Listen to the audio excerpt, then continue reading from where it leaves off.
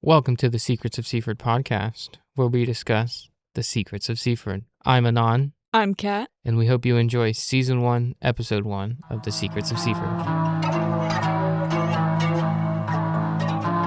High school is arguably one of the most important times in a teenager's life. In most cases, it provides a plethora of social dynamics that prompt the mental growth needed to succeed in the world. Whether it's your unique clique, your favorite seat in class or lunch, the parties you never went to with all kinds of drugs, sex, and alcohol, or the dance your friend said their date left them at, everyone has a different experience in high school. Some people do nothing, some people do everything, some people bully, some people get bullied, and some people watch. Getting bullied is a terrible experience that nobody should have to go through, but it always happens, regardless of how much effort is put into stopping it, or lack thereof. Nowadays, there are many different kinds of bullying, but the main four are verbal, social, physical, and cyber. I'm sure most of you have a basic understanding of each of these, so I won't go into detail about them. However, on this season of Secrets of Seaford, we will focus on the social and physical with the tragedy of Mary Duncan and her family. 2 weeks ago, when I first had the idea to do a true crime podcast based on my local areas, I was scrolling through some dark web forums, as one does to find anything interesting. I'd been scrolling for a few hours without any luck, mostly drugs and weapon sales, when I realized how late it had gotten and decided that I would only look at a few more posts before going to bed. Unsurprisingly, I didn't find anything, so as a last-ditch effort to keep my idea from failing so early, I decided to post, asking if anyone had any leads or information about something I could dig into. My plan was to leave it overnight, or at least however long it would take to get a response, and check back on it later. After posting, I unknowingly minimized the window rather than closing the browser, so I was quite surprised when I heard a notification ping from across the room not even 20 minutes later. It was a direct message from the user by the name of MissHer24, and a link to a Google Drive folder. This is what that message said, and the following conversation. On May 8th, 2024, at 11:32 a.m., my best friend was killed in the middle of school just before lunch. Unfortunately, nothing happened. No case, no arrest, no news report, not even some cheesy announcement about bullying. If you really want to investigate, and not just a story, this was all covered up by the city, and no one knows what really happened to her, except for the few people in this video. How do I know any of what you're saying is real? Watch the video and see for yourself. Why should I trust you? Why would you ask for help and then immediately question the first lead you've gotten? If you want to be just like everyone else, you can just delete this conversation and move on. What's on the video anyway? Watch it and you'll see. Will you at least tell me what I'm getting into? It's the only evidence of Mary's death. After reading that last text message, my attention was fully grabbed. If this was real, it could be exactly what I've been looking for. Before clicking the link, though, I ran it through a link checker to make sure it was safe, because you never know when it comes to the dark web, which it came back clean. Upon clicking the link, I was taken to a Google Drive folder titled Evidence for Mary, but the only thing in it was a video and a Google Doc named What I Know. The first thing I did was open the Google Doc to see what I was working with. I was definitely more than confused when I opened it and there was almost nothing in it. Aside from the time and date, there was a short list of names with what I assumed was their involvement next to each names. The list goes as follows. Who was there? Me, Mary, Rachel. Twin 1 or 2 or both. Maybe one other person. Who did it? Rachel. Who was recording? One of the twins. Can't tell which one from the video. Why did this happen?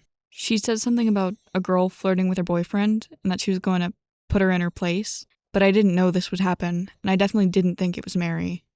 There was only one more thing written, a few lines below everything else, that just said, I'm so sorry, Mary.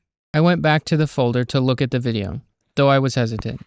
Instead of just watching it, I decided to download the video to check the date, time, and device. I found that it was recorded on an iPhone, May 8th, at 11:30 a.m. Everything was lining up with what Miss Her had said. At this point, my heart rate began to rise, as the reality of the situation started hitting me all at once. Am I actually about to watch the video of her getting killed? Was this what I've been looking for? Will it all be worth it? Hundreds of thoughts ran through my mind as I worked up the courage to press play, until finally I start the video. It's a shakily filmed video of two girls snickering and giggling, one a bit taller with brown hair and the other with bright red. You could hear whoever was behind the camera talking to someone else off camera, saying things like, "This is going to be so good. She'll get what she deserves." They approach a third girl, a blonde girl leaning against a railing along the side of the ramp leading into what looks like the cafeteria of the high school. The brunette calls to the blonde. Hey, Mary. Mary turns around. A look of annoyance and frustration is on her face. What do you want, Rachel? And why are you with Kat? She says. Kat recoils at the sound of her name as if she knows she's doing something wrong. Rachel steps closer and responds. I want you to admit that you're trying to fuck my boyfriend. Mary looks astonished and disgusted at the thought of it, stepping even closer, now nearly in Rachel's face. What the hell are you even talking about? Isaac isn't even my type. She shoots a glance at Kat, who turns away. Rachel, now raising her voice. Don't lie to me, bitch! She pushes Mary, who backs into the railing. Kat chimes in. Rachel, stop. This isn't what we talked about. Mary looks over. Kat, are you in on this? Again, Rachel pushes her. This time, Mary loses her balance and stumbles a bit. Don't be rude. I'm talking to you. Mary starts to respond, but before she's able to get anything out, Rachel pushes her again, this time much harder, causing her to fall over the railing, landing headfirst onto the cafeteria floor. The camera gets much shakier as the few people behind the camera begin to cheer. Everyone moves closer to the railing, revealing that Mary was unconscious with a pool of blood forming around her head. Off screen, we hear Kat yell Mary's name, then briefly see her stepping into frame near the body before the camera flips, showing who is recording the whole thing, and then suddenly stopping. Shock, terror, and rage rushed through my veins. I was at a genuine loss for words. Unknowing what to do next, I went back to ask more questions of Miss Her. Who are you? That's not important. You said she was your best friend, right? Are you Kat then? Like I said, it's not important. I'd argue that a first-hand experience on the situation is very important. The back and forth continued like that for a few minutes, but after some more pressing, she admitted to being Kat, a discovery that would eventually be more important than either of us could have predicted, after which the conversation shifted back to questions about Mary, the video, and the incident. What else can you tell me about what happened? Everything I know is in that Google Doc I sent you. So, almost nothing? It's not easy when the only thing I have to go on is a memory and a single video. You really don't remember anything else other than who was there?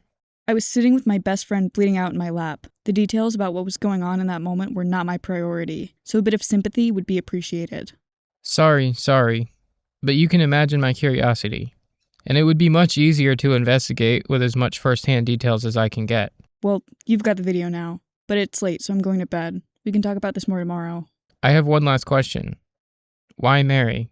I wouldn't get a response, at least not until the following afternoon. But since I was up again, I figured I'd at least try to get as much out of the video as I can. I watched that video over and over again, each time just as bad as the first, looking for any detail I or Kat might have missed. The two things that stood out to me were what Rachel had said about Mary and her boyfriend, but I didn't think I would be able to get anywhere without the help of Kat, and the identity of the person recording. Thankfully, they show their face at the end, even if it is for only a moment. What was odd was that they looked familiar. Not that I knew them, but that I had seen them around. Then I remembered what the Google Doc had said, that one of the twins was recording. Now that may seem like a very random fact, and one that is very vague at that, but it's exactly what I needed to figure out where I recognized him from. You see, Seaford has all kinds of weird things going on. So much so, in fact, that people started making several forums just to help keep track of everything. And that's exactly my expertise. One forum in particular was meant entirely to track every victim and damages caused by who are locally known as the Twin Terrors. The same twins referenced by Kat in her Google Doc. The same twins who were supposedly present at the moment Mary was killed. If we could talk to them, or even just find out where they are, it could be the lead we've been looking for. Though tonight was coming to an end, I did spend some time looking through it to discover their identities. Donnie and Brandon Barker. Join us again next week when we uncover the sins of Donnie and Brandon Barker and attempt to find what they know and their connections to what happened. And a special thanks to Lay Figure for the intro music for this episode. This podcast is licensed under the CC BY NC SA 4.0 license.